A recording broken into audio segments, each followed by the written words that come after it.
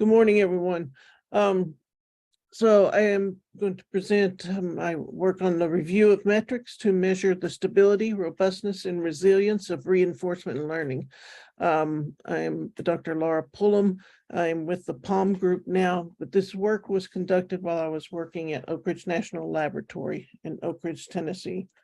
One reason we're looking at these measures of behavior of reinforcement learning is that it had reinforcement learning has been used to play games like Go and chess, but it's increasingly being considered for use in control systems. So we want to get a better handle on what metrics were out there to measure the stability, robustness, and resilience, thus this study.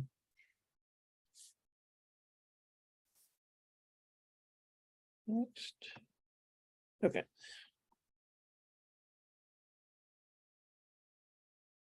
The outline of my talk, I'll give a brief introduction to reinforcement learning, state the study objective, provide some definitions, describe the methods we used, the results and analysis from those use of those methods, so a bit of discussion, metric decision tree that was developed out of this, and some acknowledgements. So an introduction to reinforcement learning. In reinforcement learning, we have agents that act in an environment and experience a reward for their actions. And so the agent learns the policy that maximizes the cumulative reward. I've put in the presentation, the formal presentation of this for those interested. This is the discount factor, the gamma. S sub t is generated, that's the next state, that's generated by the environmental dynamics, and alpha sub t is drawn from the policy. That is the next action, alpha. Now the state value function is the expected return by the policy pi from the next state. And the state action function is the expected return by that policy pi after taking the action at this state. Now, what is the problem? We need to determine or measure the behavior of reinforcement learning. So by behavior, I mean stability or robustness or resilience. But there are no published surveys on robustness of reinforcement learning. And in the papers, there are inconsistent definitions of robustness, stability, and resilience, particularly with respect to reinforcement learning. Therefore, there's no consistent means to measure the robustness of reinforcement learning. So, excuse me, given reinforcement learning's increasing use in non-game applications such as control systems, we need to get a handle on this, hence this review. Excuse me. The aim and goals, the aim is to determine or measure a behavior. The goals are to identify the standard way to determine or measure that behavior, and if there's not a standard way to do so, determine what means are used. So a few definitions here. Excuse me. Stability is a property of the learning algorithm. For example, a small change in the training set results in a similar model. If the reinforcement learning model is stable. It refers to the ranking of the variance of a model. For example, let the variance of the loss function over all data sets be the performance measure and test a set of models. The smallest loss indicates the more stable model. Given this definition, stability analysis is application of stability sensitivity analysis to machine learning. Robustness. Robustness refers to a program that performs well not only under ordinary conditions, but also under unusual conditions that stress the designer's assumptions. Robustness then is a property of the model, and it's measured by, for example, the loss over all data sets as opposed to the variance of the loss. Resilience is used interchangeably with robustness in the literature. It's most often used with production machine learning systems to indicate robustness to different data sets and different data added to the data set. Now, what methods did we use? We searched Archive, Web of Science, and Scopus for this combination, a key phrase and the behavior and the measurement. Where key phrase is reinforcement learning, the behavior is stability or robustness or resilience, and the measurement is metric or measure, index, or so forth, indicators of a measurement. For example, a search phrase, is reinforcement learning and robust star and metric or measure, etc. So the search results and refinement are here. We did the searches and had 16,015 citations returned. We removed the extraneous studies, resulting in 699 publications. We removed duplicate papers, resulting in 580 pubs. There were citations for full conference proceedings in which one of the terms was mentioned. Those were reviewed if the relevant papers within those conferences were already collected.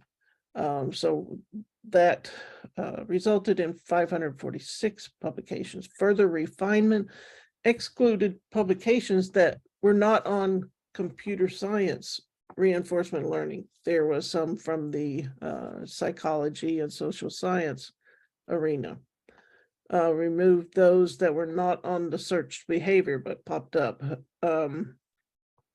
Removed those that had no metrics or theoretical content. And in the end, 248 documents were reviewed. This is a Prism diagram of what I had just stated. This is an example for robustness.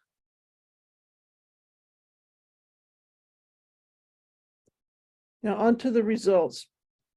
We ended up having 76 papers for stability, 169 for robustness, and 3 on resilience. The application domain, over these 248 papers, there were 53 domains. The primary domains in over 50% of the citations were robotics, the gym or other type of development environment or test environment, no domain specified, network systems, or general control. And most domains, 53%, had a single citation each. So this shows the results in graphic form. As we see, most of them are for robotics,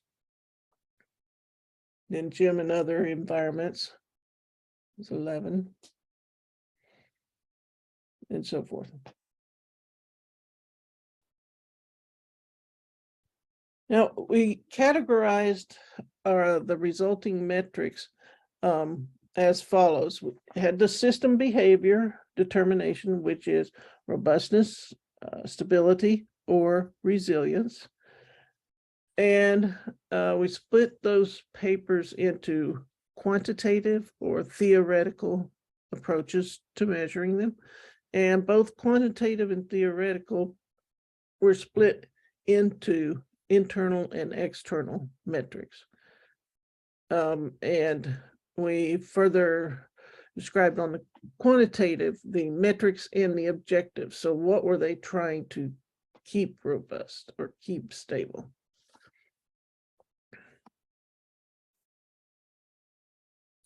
Our approach to determining or measuring, the approach that the papers took to determine or measure behavior are as follows in the paper. So even though we searched for quantitative terms, 32% of the papers retrieved included theoretical approaches to determining the paper. So we included those in our results.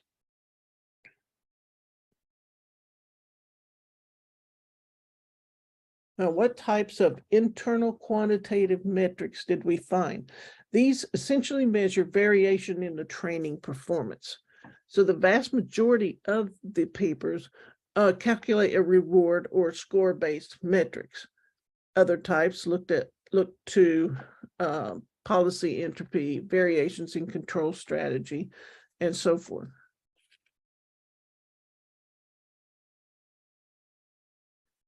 External or performance-based metrics, they primarily use deviations or variation in performance-related metrics other than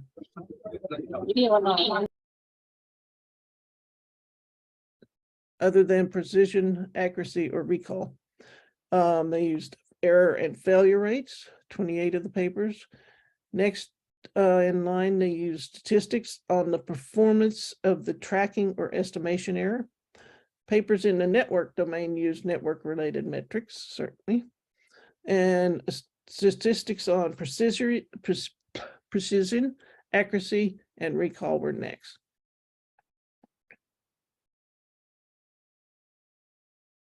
It's just an illustration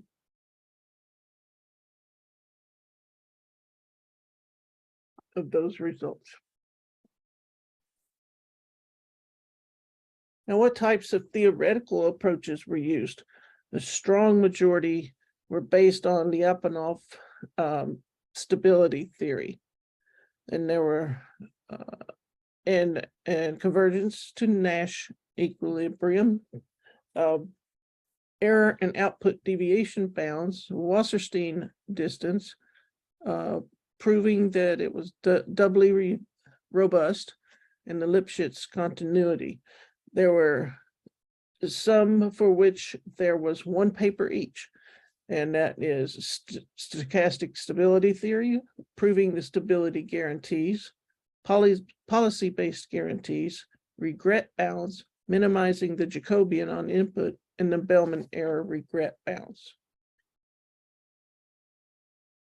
We also reported on the policies used if they were identified in the paper, and the objectives of the behavior, that is, to what action or event were the approaches attempting to be stable, robust, or resilient. And we developed a metric decision tree, which is to aid an aid to assist users to determine which metric to use in their system.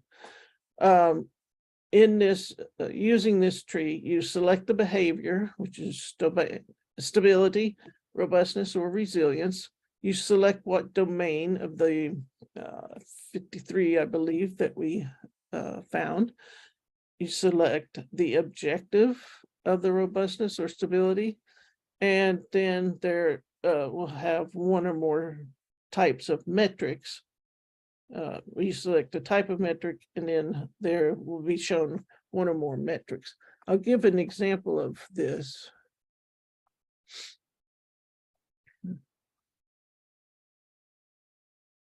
Discussion. No, here's the example. Sorry. So this is the decision tree. I don't know if you can see my cursor. As I mentioned, you select the behavior. So in this, well, what we want to do, we want to find a suitable metric to measure the robustness of a control system. And the system is expected, excuse me, to operate in a dynamic environment. So we would select robustness and general control up here near the top. and then a dynamic environment. And then we have several metrics that we can, what type of metric we can choose, external, internal, or theoretical. And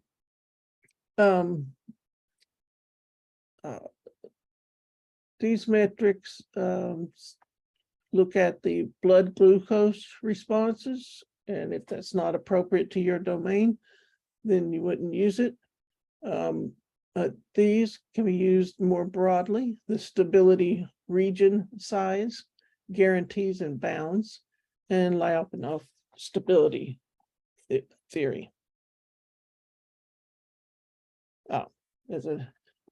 Did the first again, the first selections for robustness metric,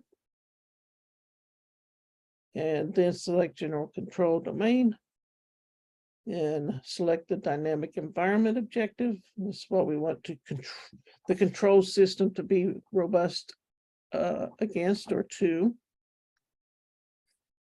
Then the objective dynamic environment includes quantitative and theoretical approaches.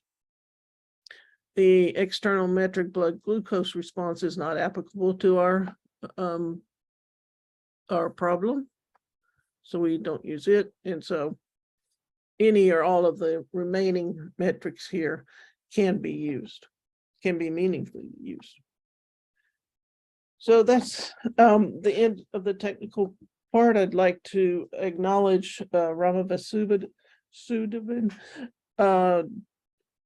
PhD of Oak Ridge National Lab, for some intellectual discussions and collaborative research on reinforcement learning.